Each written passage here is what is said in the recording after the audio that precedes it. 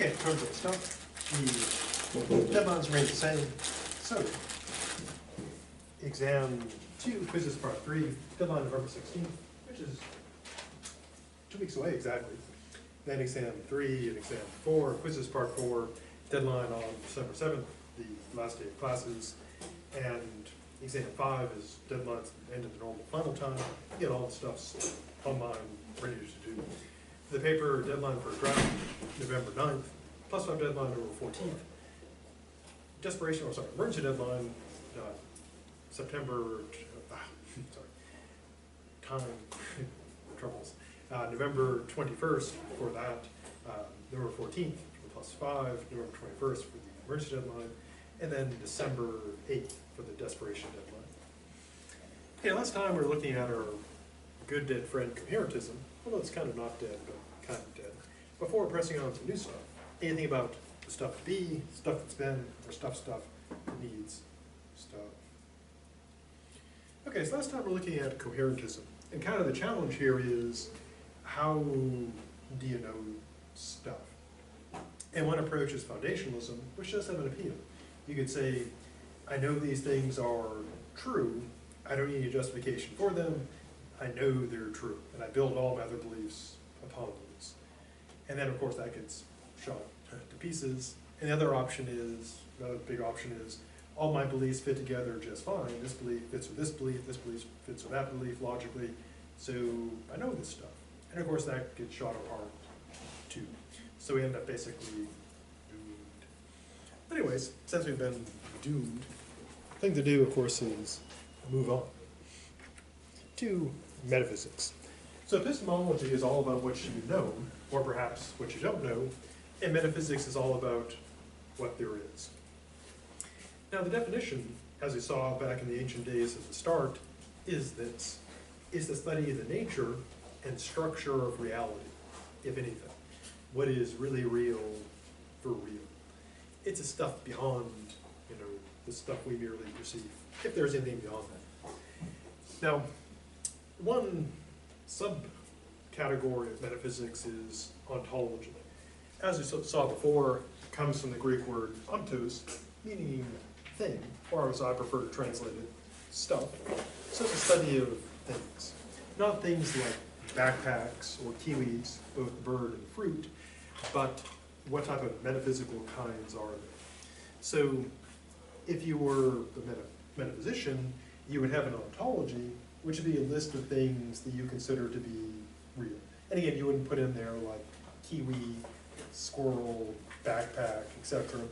These would be ontological kinds, metaphysical kinds. So you might put in like minds, time, space, universals, forms, souls, whatever metaphysical kinds of things you believe in, or not believe in.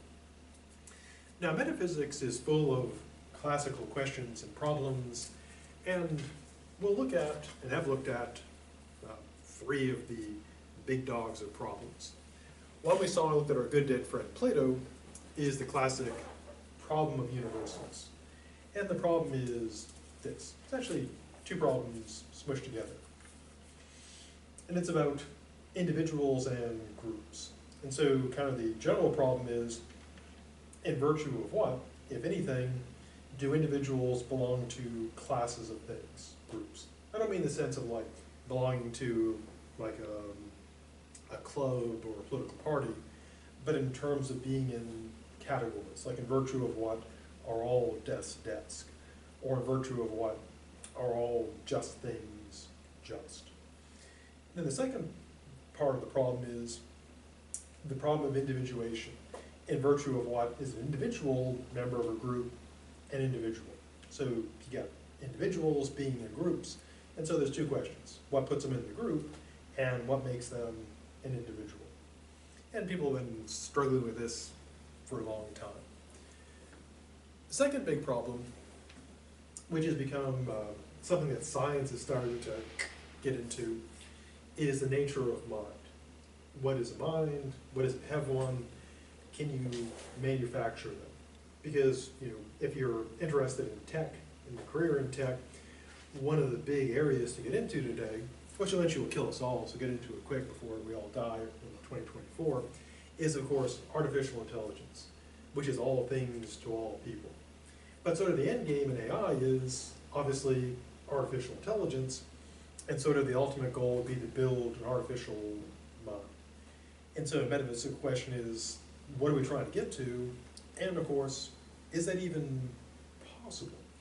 Or will we find that even though we can build like really complicated computers, that it will forever elude us, you know, this entity, the mind, that will never have like the sci-fi dream of, you know, actual, you know, robots and machines with minds?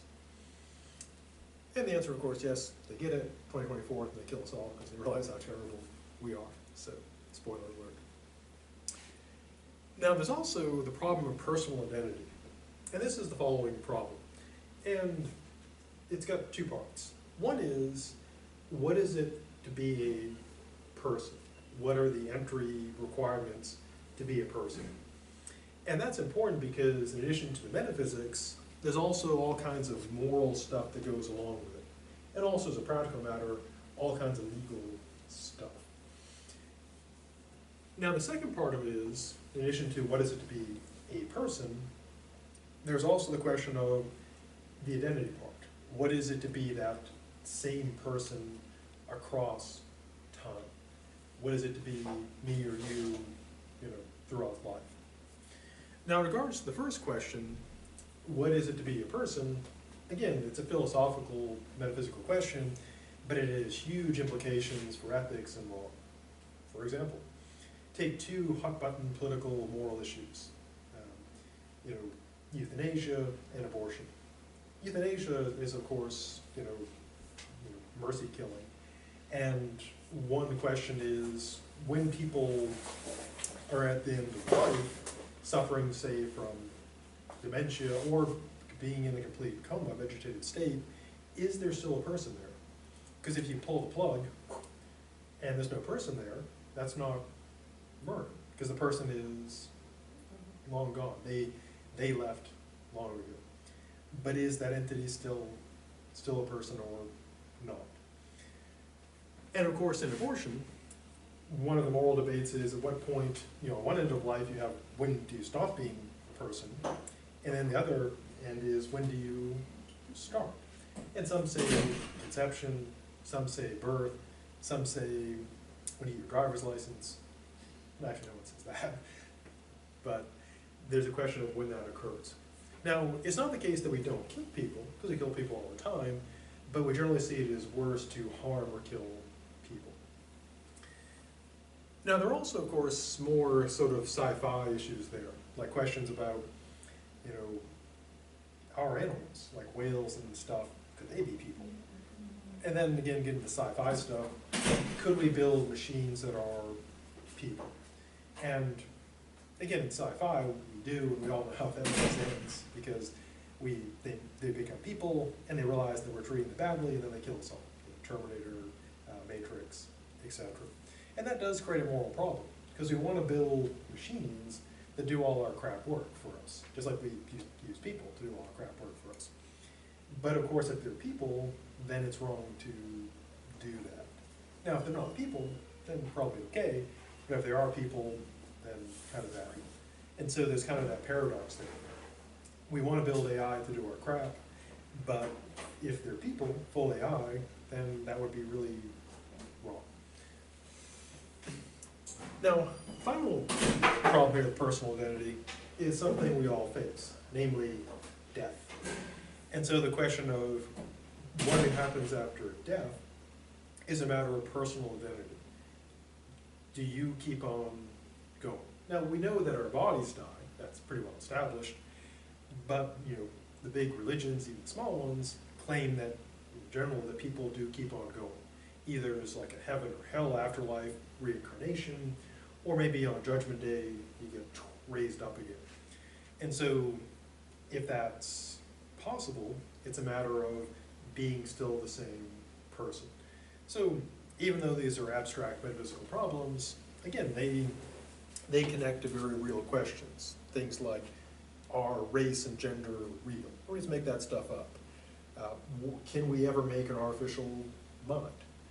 What counts as being a person? When do you start being a person? When do you stop being a person? And can like machines be people? There's all kinds of stuff going on there. Now, eventually, this will be, figured out perhaps by by scientists, and will move from philosophy to like neuro to actual science, but still part of metaphysics. Now, metaphysics has a strange vocabulary, and we've seen some of these terms before, but here are some concepts that come up quite a bit. One, which I already mentioned, is the notion of ontological time. And so if you're a metaphysician, you would have your ontological, well, people sometimes say jokingly, your ontological zoo. Those are the things you accept as being real. And again, it's not things like backpacks and kiwis and squirrels. It'd be things that are metaphysical types. Like if you believe space is real, or time is real, or universals are real, or people are real. Now we also saw, we talked a bit about Plato, we saw the notion of properties. Now in normal everyday life, property is something you own. But we also use the term to mean qualities or features. And in the problem of universals, universals are typically taken to be qualities or properties. Things like beauty or justice or blue. Now one thing we'll see when we talk about our good dead friend Locke and our good dead friend David Hume is this notion of substance. Now going back to Aristotle, substance is something that can exist on its own, that you could, crudely put, imagine a universe with just that thing in it, so it doesn't depend on other stuff. And as I illustrated this before, things that can exist on their own would be something like, well, properties. So we could imagine a really boring universe in which there's just this folder, just floating there in space. Wow, super boring. But we can't probably imagine a universe where there was just like red. Not red things, but just like red. Or just not a square thing, but just square.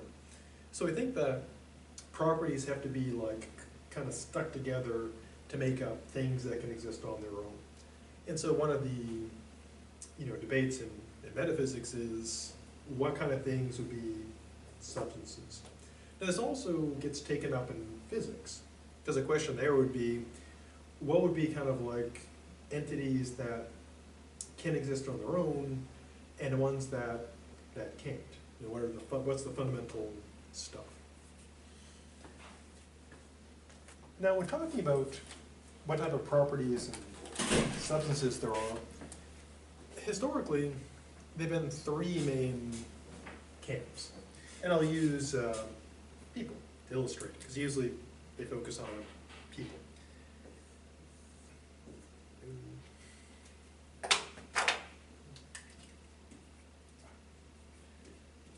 Now one view is kind of a very popular view that people tend to just hold to kind of intuitively, and it's a view held by many major religions.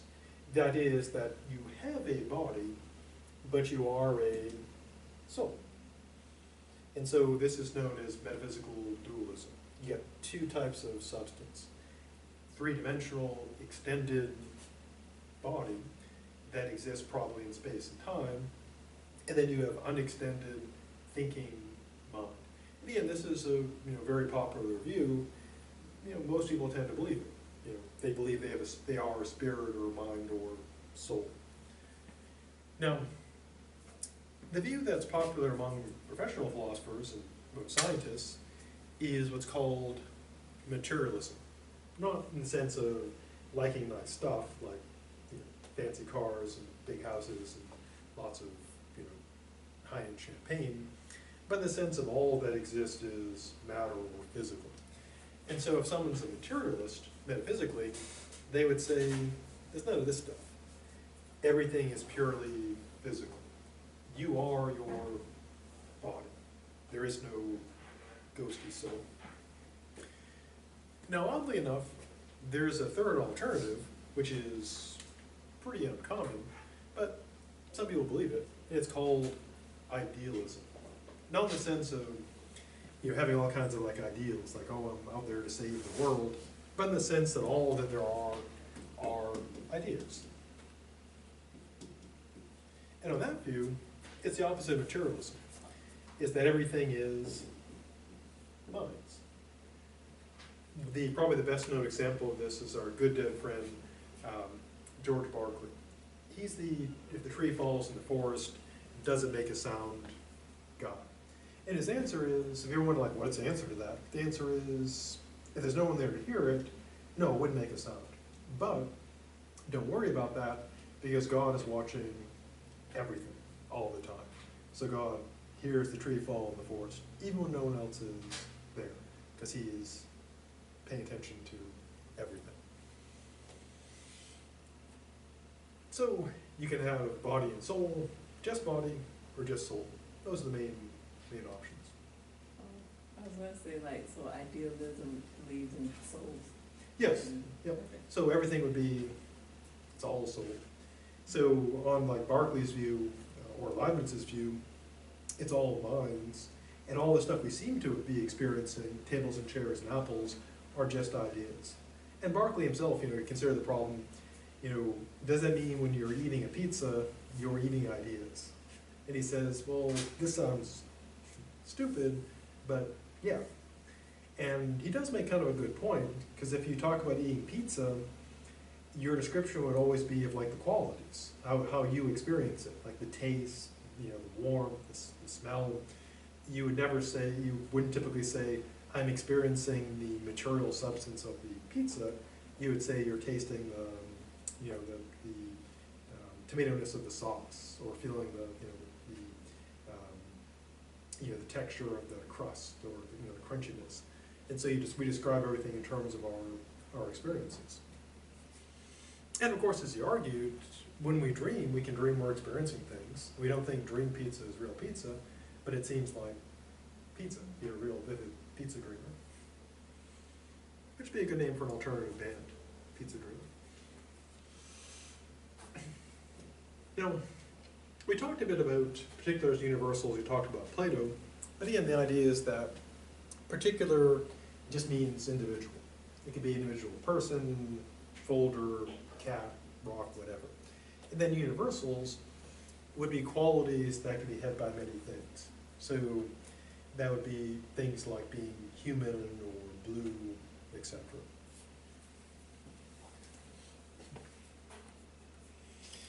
Now, since metaphysics is pretty weird, a good question is, how would you do metaphysics? How would you work with these ideas and theories? How could you address the question of, is there really a soul, or what is the mind? Now, the way it's done is, not surprisingly, a lot like the way science is done, because philosophy and science, same origin story. It's also, in many ways, similar to buying a phone or a car or a house or buying anything. Because if you're, well, let's take the example of buying a phone. When you go to buy a phone, what do you do, like in general? How do you decide which one to buy? You look at, like, the qualities of the phone. Yeah. Yeah, you look at the qualities and you weigh them against how much it costs. Because you can get a really good phone. Like, they have these $2,000 phones, which I'll never buy because you could just drop $2,000 into the toilet, and it's like, no, my $2,000, my year is paid. Sad. Yeah, so you weigh the qualities, the goodies, against the cost, the negative. You balance out the positive and negative features, looking at the cost. And although it may sound kind of weird, that's how science and metaphysics is done. You look at the pluses and minuses of theory in terms of what goodies it gives you versus the bad things and the cost. Now, when it comes to a phone, we know what we look for. You look for things like, size, maybe a smaller one or a bigger one, quality of the screen, speed, memory, operating system, camera quality, and maybe other features you might be interested in, like does it have like a 3D camera or not. Now, in the case of metaphysics, again, you're not looking at like, does it have a 3D camera? You're looking at particular things relevant to metaphysics. And here's how it's done. So the way you kind of do it is you'd build like a theory, and then usually you're competing with other theories. Same thing is done in science. Just like going back to the phone analogy or voting, you're weighing competitors against each other to see which one has got, you're going to buy or vote for. Now, one of the most fundamental methods of assessing them goes back to our good dead friend William of Ockham. And it's sometimes spelled differently. Sometimes they throw like a K and maybe even an H in there. He developed, although there's some dispute about this now, what is known as Occam's razor. And the original quote is, "Do not multiply entities beyond necessity." Now the idea is this. When doing metaphysics or physics, the idea is that if you have two theories competing against each other, the theory that has more ontological cons, more ontological stuff in it, that increases the cost. Now, Occam's reasoning seemed to have been that God would, he would work in ways that involve more economy. If you can do it with one ontological kind, God wouldn't create like 20. He'd always do like the most efficient way. And it became, now it's part of science. Now, in the sciences or popular usage, they often smush together Occam's razor and simplicity, but there is an important difference. With Occam's razor, it's, the number of metaphysical entities you got. The more, the worse. The less, the better. So, how would you use this? Well, I'll give a concrete example, or two concrete examples. One phenomena that's real is what's called night terrors. And people have heard it occurs all around the world, across recorded history. And basically it goes like this. You're asleep, then you wake up. And you can't move. You can't talk, you can't move your arms, can't move your legs, you can still breathe and look around. And then suddenly you feel something terrible. A malign evil force is seeping into the room, and it's coming for you. And you can't even yell for help. You're utterly helpless. And it's getting closer, closer. Which is pretty terrifying. And this happens, to people around the world across time. Now, people, of course, want to explain this. And one explanation people used to give is demons or witches, something supernatural is coming after them. Then in the 1950s, when you get the idea of aliens, it was aliens coming to do some probing. So one set of explanation would be supernatural. You've got demons or ghosts or witches that are doing this, through magic. And then of course you can also have like aliens, etc. Now, eventually, I guess scientists got some grant money or something and investigated this and said, wonder what's going on there. Maybe this is not just like superstition where people, just making crap up. Maybe there's something real here. And they found there was in fact something seemingly real.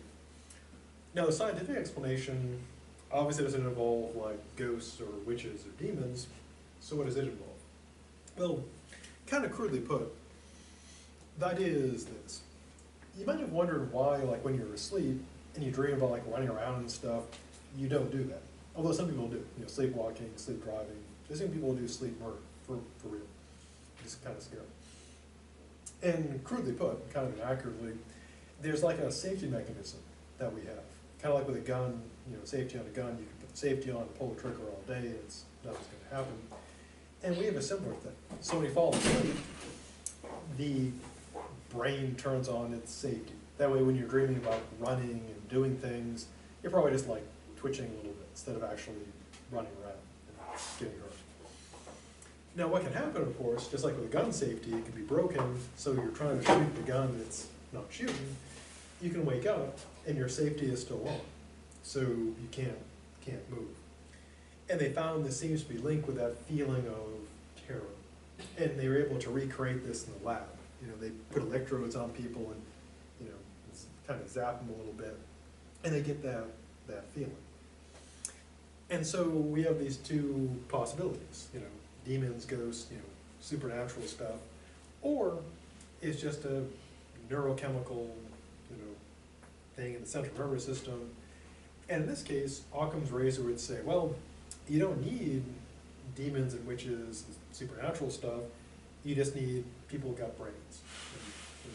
And of course, that's metaphysically, has less entities. Because, people have brains, and the ghosts and other stuff, we don't need that to explain stuff.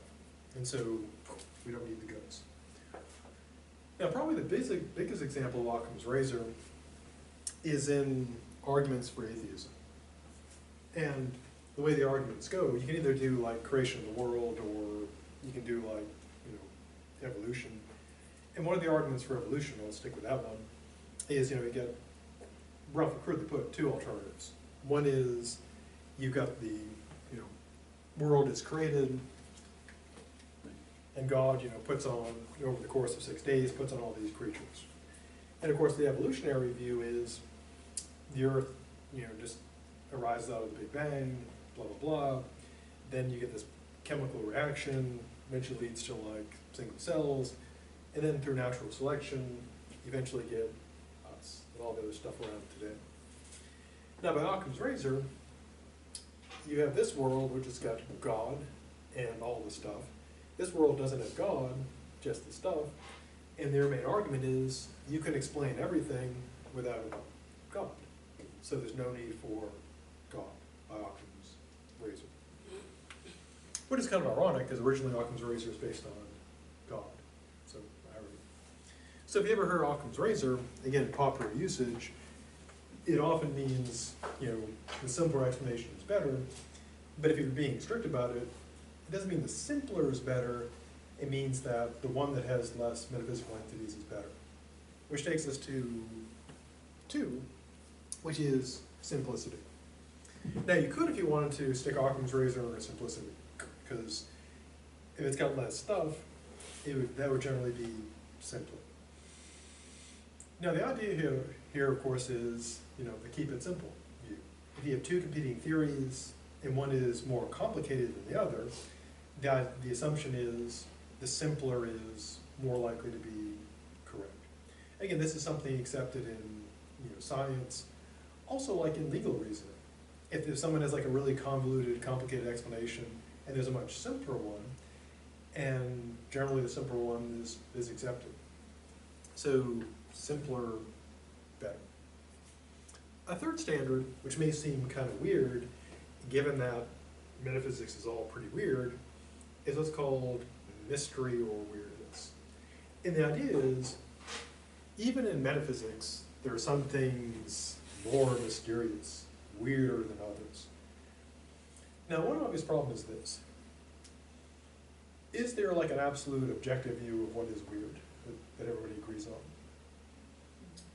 No, because who other people see as weird, like someone with like all kinds of body piercings, who say, that's weird. To them, that's perfectly normal. The people without piercings are the freaks.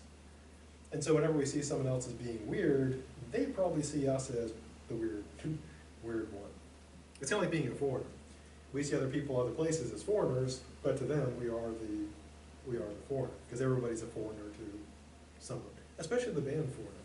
They're foreigners to everyone, because they are foreigner. Actually, you can check it on Google. I don't know if they record anything or what. But they were big when I was young, 1,000 years ago, in the dinosaur times. Now, so weirdness, again, can be kind of relative. So what people see as weird depends on their view of what is not weird. Now, in metaphysics, you generally try to appeal to people's intuitions. So, for example, one of the big arguments against Platonic universals is that they're not in space or time, but somehow they cause stuff here. And that seems pretty weird. Similarly, the idea that when you're eating a pizza, you're eating ideas and not pizza seems really weird. Now again, this is a battle over, what seems weird and what doesn't, and you get a lot of clashes of intuition. And so here you kind of try to, if you're arguing for your theory, you try to, if your audience thinks it's weird, you try to show them why they should still accept it, why it's really not super weird. So, less stuff good, simple good, mystery of weirdness bad. Now, every theory, of course, gets assessed in terms of plausibility. And again, this is obviously a matter of debate. What seems plausible to some will seem implausible to others. So if someone has, say, a traditional religious background, they will find the soul plausible. If someone grew up like an atheist, they'll find it less plausible. Primitives. Now in this case, primitive doesn't mean like low tech. It doesn't mean using like, sticks and rocks and stuff. What it means is this. Every theory in metaphysics, in fact every theory that there is going to take some things as primitive, which means that they're not analyzed, they're not explained, they're just assumed. And in math, this is taken as, or logic as assumptions. And the reason you got to do this is because if you didn't, you'd be analyzing forever. You'd never be able to get done because you'd have to explain everything. And we saw, back in the old days, the notion of an infinite regress. So if we had to analyze and explain everything, we'd be off in infinite regress and we'd not be able to explain anything. So every theory has to say, at some point, I'm taking this as an assumption and I'm building from there. Now, the more primitives a theory has, the worse, because the goal of a theory is to explain, and the more stuff you leave in the dark, the worse, and the less stuff, the better. Now, primitives are also assessed in terms of, how, are they ontological kinds? Are they weird? Are they plausible? But it's its own category in the sense that the more of this you got, the worse. And of course, the worse they are, the worse. But every theory, be it scientific, economic, legal, has to have assumptions. And even people think that they don't have assumptions, they got assumptions. For example, as we saw, people often criticize philosophy, saying philosophy accepts all this weird stuff.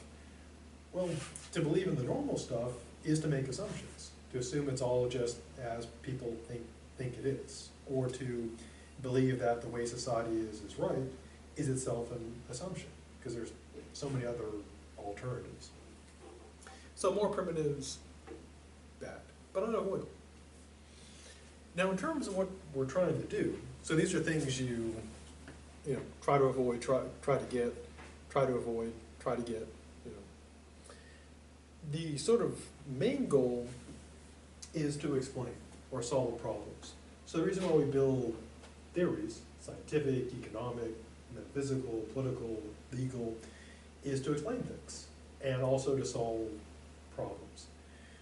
So an example, like in physics, the goal of physics is to explain the physical universe, how it all works. In the case of, medical theories, the goal is to explain, but also solve problems like high blood pressure or pancreatic cancer. And same for metaphysics. The goal is to explain like how stuff works, but also solve problems like the problem of personal identity, the problem of the mind. Now, the better a theory is at solving stuff and explaining things, those are pluses. Those are features. So this makes the theory better. So if you have two theories, all else being equal, the one that explains better and solves problems better, the better.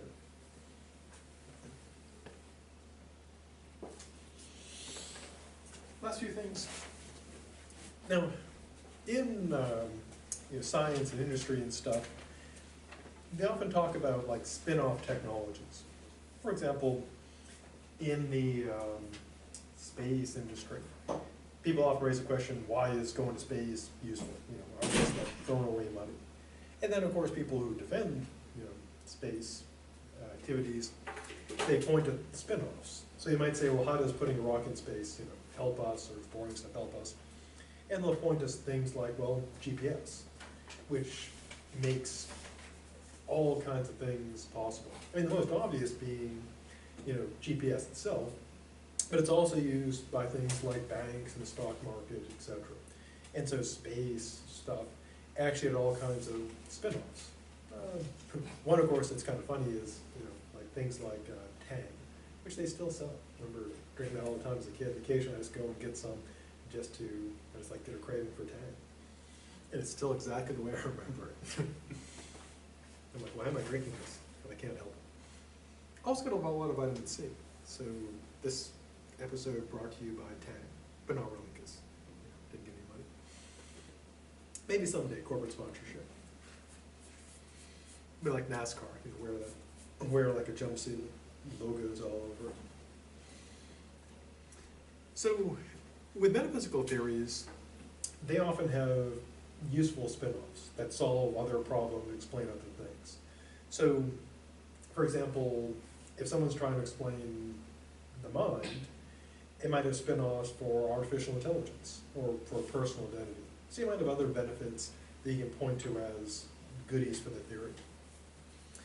Last three things, every theory, regardless of like what field it's in, needs to be coherent, because incoherence is bad. It's got to be consistent and non-circular. So, to recap, when metaphysical theories do battle, again, it's much like buying a phone or voting for a candidate. What you should know ideally is weigh the pluses and minuses, including like the cost. And what you do is you look at the problems, the benefits, the cost, and whichever one gives you the most for your money, that's the one to go with. And just like with buying a phone or buying a politician, there are, of course, different standards that people use. So metaphysical theories may seem really appealing to one, but less appealing to others.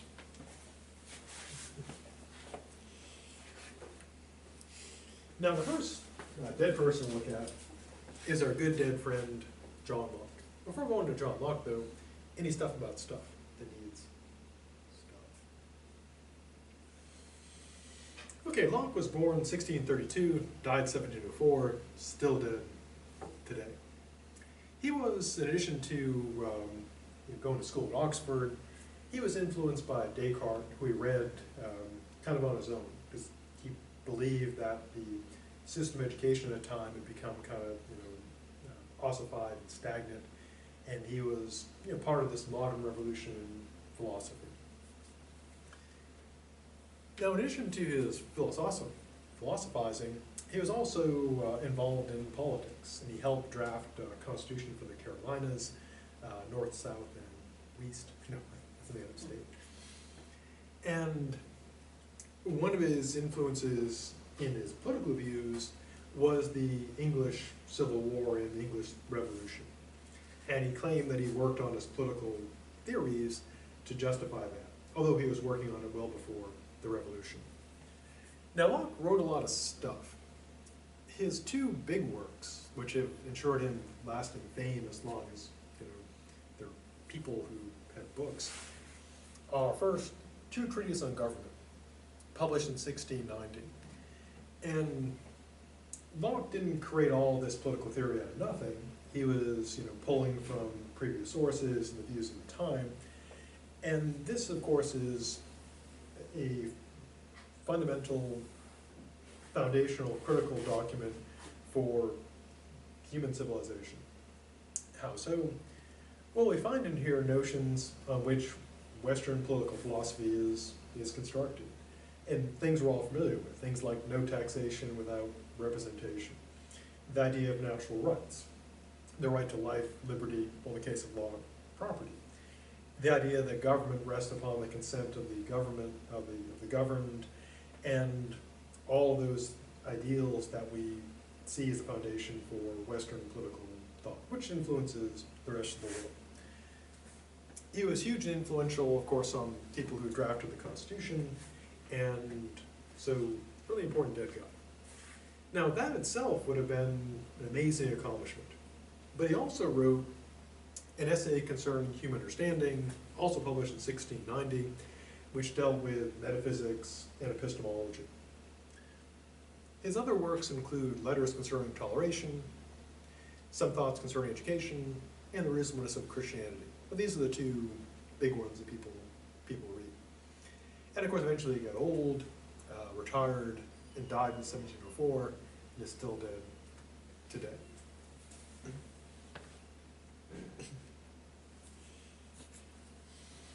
Now, we'll look at Locke's view of personal identity.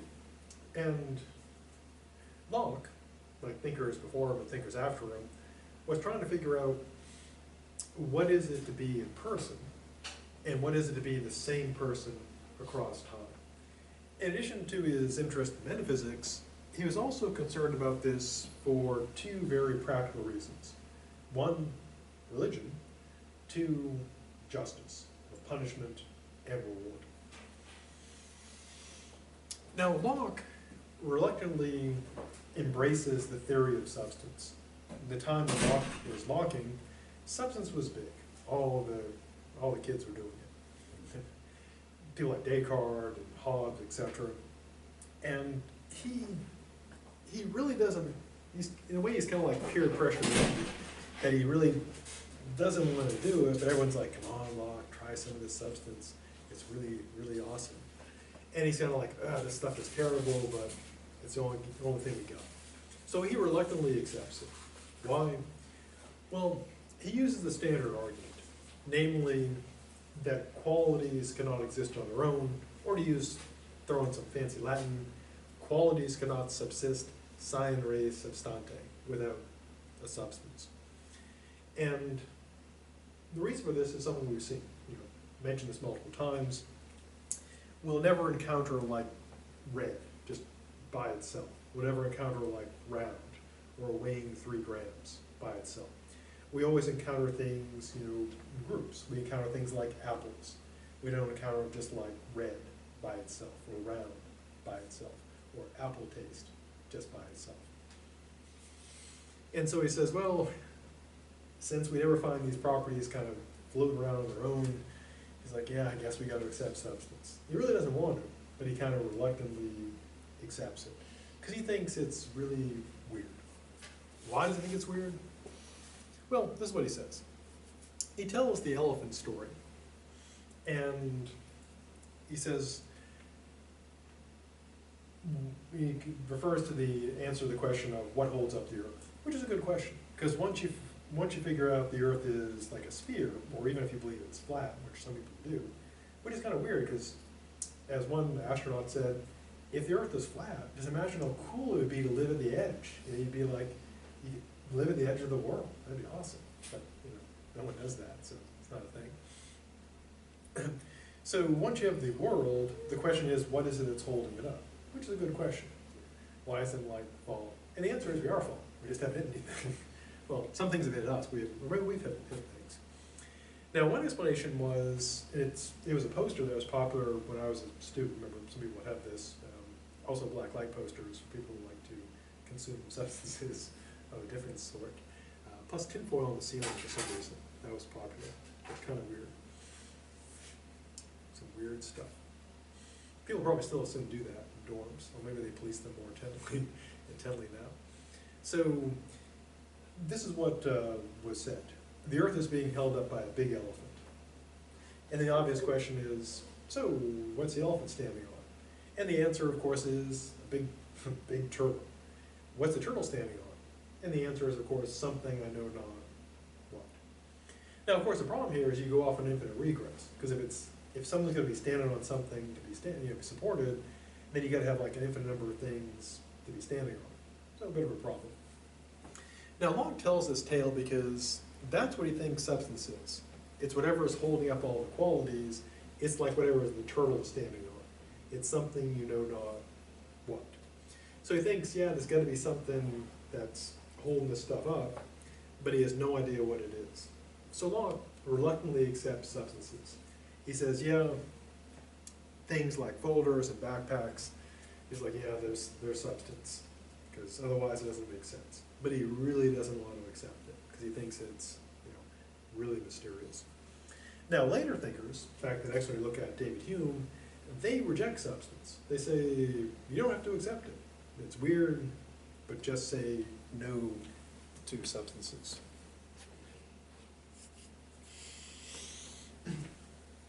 Now, to sort of argue for, or at least motivate accepting the substance, he does this.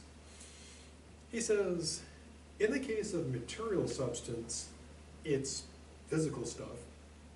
And he says, well, I guess we'd also have like mental substance. So he's kind of embracing Cartesian dualism. You've got physical stuff, mental stuff. And Locke's argument is kind of an odd one, but it's basically this. He says, we don't have any clear and distinct idea of material substance, and we don't have any clear and distinct idea of immaterial substance, so if you believe in matter, it's no weirder or worse to believe in mental stuff, because both are super weird. It's kind of like if you believe this, you might as well believe this other, crazy thing. Kind of use like an analogy to conspiracy theorists. If someone believes like some crazy conspiracy theory, they might as well believe the other one. Or if you believe in ghosts, you might as well believe in vampires too, because why not? Now his concern here, again, his objective is to find out what it is to be a person and be that same person across time. So he begins with something easier, namely, instead of going right to persons, he starts off with something simpler, namely just living creatures. So what is it that would make the same tree be the same tree, or the same squirrel be the same squirrel? Now one answer, which probably is tempting, is to say sameness of matter means sameness of living thing. So the tree out there is the same tree if it's made of the same matter, the same stuff. But as Locke pointed out, the matter of an entity changes constantly. The tree is pulling in carbon dioxide and water, and it's, even though we can't see it growing because it grows slowly, it's constantly growing. And same with us. We're constantly taking in, when we eat and drink and breathe, we're taking in stuff, we're expelling stuff, sweating, breathing, etc. And so the matter, we're like rivers through which matter is constantly flowing. So Locke says, you can't be same matter, same entity, because we'd never be the same. As Heraclitus argued. So to close, what did he say? Well, he says being the same living critter, the same animal or same plant, means basically, roughly put, kind of metaphorically speaking, it's like a river of matter held together by sameness of life. Which, of course, the sameness of life is not really explained, but those are like the things that's what makes us us. So being the same tree means not the same matter, but the same life. So at this point, he's established what he thinks it is to be the same living critter, animal and plant, and then next time we'll move on to more complicated stuff, namely people. So have a good rest of the day and a good weekend, and I'll see you on Monday.